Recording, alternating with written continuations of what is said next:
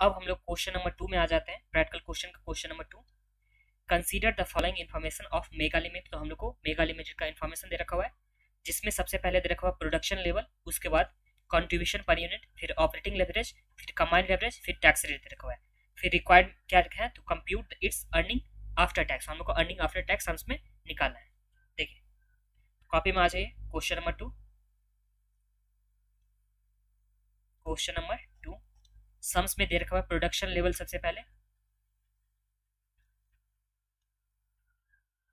कितना दे रखा हुआ है क्वांटिटी में प्रोडक्शन लेवल, तो ये दे रखा हुआ है 2500।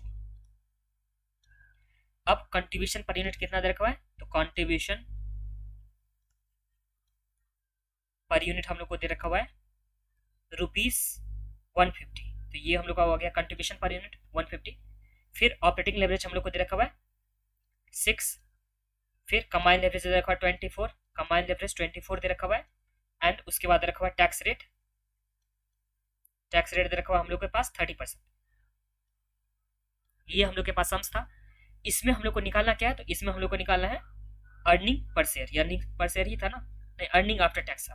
तो हम लोग को निकालना है earning after tax, earning after tax ये हम लोग को निकालना है। ये हम लोग के पास सम्स है। तो सबसे पहले देखिए कंट्रीब्यूशन पर यूनिट दे रखा हुआ है, सम्स में क्या दे रखा है कंट्रीब्यूशन पर यूनिट। उसके बाद प्रोडक्शन क्वांटिटी क्या दे रखा है, प्रोडक्शन क्वांटिटी। अगर दोनों को मल्टीप्लाई कर देंगे तो हम लोग को क्या निकल के आ जाएगा, तो ये हम लोग को निकल के आ जाएगा कंट्रीब्यूशन। तो देखिए हम लोग को स्टार्ट कहाँ से करना है, तो यहीं से स्टार्ट करना है।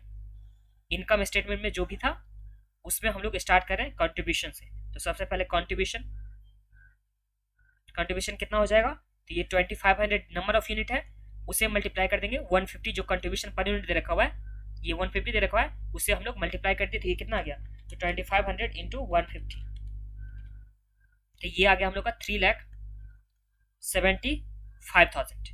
ये आ गया हम लोग का। अब कंट्रीब्यूशन माइनस हम लोग क्या करते थे, तो कंट्रीब्यूशन माइनस हम लोग क्या करते हैं फिक्स कॉस्ट, जो भी होगा फिक्स कॉस्ट। तो ये हम लोग का क्या निकल के आता था earning before interest and tax, जो भी आएगा माइनस हम लोग करते क्या, तो माइनस हम लोग इंटरेस्ट करते थे। तो माइनस इंटरेस्ट करने के बाद हम लोग क्या आता था अर्निंग बिफोर टैक्स, फिर माइनस टैक्स, और टैक्स का रेट दे रखा हुआ है एट द रेट 30%। टैक्स का रेट हम लोग का 30% दे रखा हुआ है। तो इससे हम लोग का क्या निकल के आ जाएगा, तो अर्निंग आफ्टर टैक्स जो हम लोग को निकालना है। तो इस तरह से हम लोग को अर्निंग आफ्टर टैक्स निकल के आ जाएगा। देखिए कंट्रीब्यूशन दे रखा हुआ है, उसके बाद हम लोग को कुछ नहीं दे रखा हुआ है, तो वो बस ब्लैंक ब्लैंक करते इस तरह से छोड़ देना है। और जो हम लोग को सम्स में मेन दे रखा हुआ क्या दे रखा हुआ, ऑपरेटिंग लेवरेज दे रखा हुआ है, फिर कंबाइंड लेवरेज दे रखा हुआ है। तो जो ऑपरेटिंग लेवरेज कंबाइंड लेवरेज है उसी के हिसाब से, उसी मतलब फॉर्मूला में हम लोग इसे पुट करके जो भी इन्फॉर्मेशन दे रखा हुआ है उससे हम लोग क्या निकालेंगे, तो उससे हम लोग निकालेंगे ये जो हम लोग को इन्फॉर्मेशन निकालना है, क्या निकालना है अर्निंग आफ्टर टैक्स जो निकालना है वो हम लोग निकालने वाले हैं। अब ध्यान दीजिए सबसे पहले हम लोग को क्या दे रखा है ऑपरेटिंग लेवरेज दे रखा है, फिर कंबाइंड लेवरेज दे रखा हुआ है। तो ऑपरेटिंग लेवरेज और कंबाइंड लेवरेज, तो इससे हम लोग क्या निकाल सकते हैं, तो इससे सबसे पहले वर्किंग नोट हो गया ये कंबाइंड लेवरेज इक्वल टू क्या होता था, तो operating leverage into financial leverage, ये हम लोग का फॉर्मूला होता था। और सम्स में कंबाइंड लेवरेज कितना दे रखा था, कंबाइंड लेवरेज 24, ऑपरेटिंग लेवरेज 6। तो इससे हम लोग का फाइनेंशियल लेवरेज निकल के आ जाएगा। और फाइनेंशियल लेवरेज कितना निकल के आ जाएगा, तो ये आ जाएगा 24/6। तो ये आ गया हम लोग का 4 टाइम्स। तो ये हम लोग का सबसे पहले फाइनेंशियल लेवरेज। अब फाइनेंशियल लेवरेज तो हम लोग को निकल के आ गया है। तो अब जो फाइनेंशियल लेवरेज का फॉर्मूला होगा, देखिए फाइनेंशियल लेवरेज का फॉर्मूला क्या होता था, तो EBIT डिवाइड बाय EBT यही होता था ना। तो यहाँ पे फाइनेंशियल लेवरेज का फॉर्मूला यही होता था। तो अगर हम लोग इसमें पुट करें तो हम लोग का निकल के आ जाएगा ना। तो देखिए financial leverage is equal to क्या होता था, तो इसके इक्वल टू होता था EBIT बाय EBT, यही होता था EBIT बाय EBT होता था। फाइनेंशियल लेवरेज हम लोग का कितना निकल के आ गया, तो ये निकल के आ गया हम लोग का 4 टाइम्स। और सम्स में EBIT डिवाइड बाय ये earning before tax, earning before tax को हम लोग इस तरह से लिख सकते हैं ना, earning before interest and tax, इसमें से टैक्स माइनस कर देंगे, सॉरी इसमें से इंटरेस्ट माइनस कर देंगे, तो हम लोग क्या आ जाएगा अर्निंग बिफोर टैक्स। इस तरह से हम लोग तो लिख सकते हैं। एंड दूसरे साइड में ऑपरेटिंग लेवरेज, क्या ऑपरेटिंग लेवरेज, इसके लिए फॉर्मूला क्या होता था, तो इसके लिए फॉर्मूला होता था कंट्रीब्यूशन बाय EBIT। क्या होता था फॉर्मूला, कंट्रीब्यूशन बाय EBIT। अब सम्स में ऑपरेटिंग लेवरेज तो हम लोग को दे रखा हुआ है, ऑपरेटिंग लेवरेज कितना दे रखा हुआ था, ये हम लोग को दे रखा हुआ है 6। और यहाँ कंट्रीब्यूशन भी हम लोग को निकल के आ गया था, कंट्रीब्यूशन कितना निकल के आया था, तो 3,75,000। तो ये जो 3,75,000 है ये हम लोग रखेंगे कंट्रीब्यूशन के बदले, डिवाइड बाई EBIT, तो हम लोग का EBIT कितना निकल के आ गया, तो ये आ गया EBIT is equal to 3,75,000 divide by 6, तो ये आता है डिवाइड बाई 6 करने के बाद 62,05,000, ये हम लोग का क्या आ गया EBIT। तो इस यहाँ जो हम लोग का स्टेटमेंट था इसमें हम लोग लिखते हैं EBIT 62,500। तो इस केस में फिक्स कॉस्ट कितना होना चाहिए, तो फिक्स कॉस्ट क्या आ जाएगा, यहाँ पे फिक्स कॉस्ट निकालने के लिए हम लोग 3,75,000 में से 62,500 को माइनस करेंगे, तो ये हम लोग का कितना आ गया 3,75,000 माइनस 62,500, तो ये आ गया हम लोग का 3,12,500, ये हम लोग आ गया फिक्स कॉस्ट।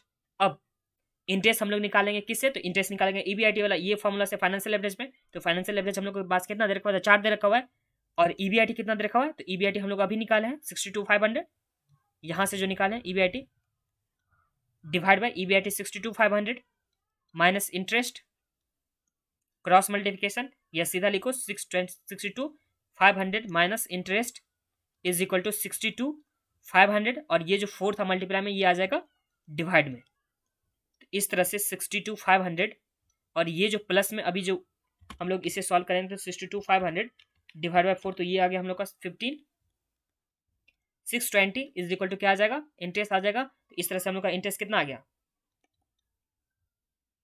तो ये आ गया 62,500, तो ये आ गया 46,875 ये हम लोग का क्या आ गया इंटरेस्ट आ गया। तो ये हम लोग अभी जाके लिख देते हैं 46,875, तो ये माइनस करने के बाद हम लोग का क्या आ जाएगा इंटरेस्ट आ जाएगा, तो 62,500 माइनस 46,875, तो ये हम लोग का कितना आ गया 15,625। यहाँ तक तो आप लोगों को कुछ प्रॉब्लम नहीं है। देखिए सबसे पहले हम लोग के पास दे रखा हुआ था, सम्स में क्या दे रखा हुआ था, तो कॉन्ट्रीब्यूशन में ये हम लोग का हो गया नंबर ऑफ यूनिट हो गया, उसमें मल्टीप्लाई किया था हम लोग इसके प्राइस से, तो हम लोग का क्या निकल के आ गया था कॉन्ट्रीब्यूशन निकल के आया था। उसके बाद हम लोग के पास दो फॉर्मूला दे रखा हुआ था, एक ऑपरेटिंग लेवरेज का, दूसरा क्या दे रखा हुआ था फाइनेंशियल लेवरेज, ऑपरेटिंग लेवरेज का, दूसरा कमांड लेवरेज का। तो ऑपरेटिंग लेवरेज कमांड लेवरेज का फॉर्मूला दे रखा हुआ था, उससे हम लोग क्या निकाले थे, तो उससे हम लोग निकाले थे फाइनेंशियल लेवरेज, ये हम लोग का फाइनेंशियल लेवरेज आ गया था, कितना आ गया था 4। अब फाइनेंशियल लेवरेज के लिए जो हम लोग का फॉर्मूला था EBIT बाई EBT, तो फाइनेंशियल लेवरेज हम लोग को 4 निकाल लिए थे, फिर EBIT माइनस इंटरेस्ट, तो ये हो गया हम लोग का। फिर दूसरे साइड में ऑपरेटिंग लेवरेज, इसके लिए फॉर्मूला होता था कॉन्ट्रीब्यूशन, जो हम लोग को सबसे मालूम था बाय EBIT। अब यहाँ पे हम लोग को ऑपरेटिंग लेवरेज भी मालूम था, कंट्रीब्यूशन भी मालूम था, तो EBIT तो हम लोग को निकल गया ना क्रॉस मल्टीप्लिकेशन करने के बाद 62,500, और ये जो 62,500 था ये हम लोग EBIT के बदले में यहाँ लिख चुके हैं, तो इससे हम लोग का इंटरेस्ट भी निकल के आ गया। ये कैलकुलेशन तो आप लोग को मैथ में करने आता है ना, बस ये हम लोग जो दे रखा हुआ था इसे हम लोग इस साइड ले गए और 4 को हम लोग नीचे ले गए, और उसके बाद ये हम लोग को सॉल्व करने के बाद कितना आ गया था, तो ये आ गया था 15,625। अब ये 15,625 इस साइड में प्लस में था, अगर इस साइड ले गए तो हम लोग क्या आ गया माइनस में आ गया, तो इस तरह से हम लोग का इंटरेस्ट ये निकल के आ गया, तो इंटरेस्ट जो निकल के आ गया वो हम लोग इसमें पुट कर दिए, तो उस तरह से हम लोग को EBT भी निकल के आ गया।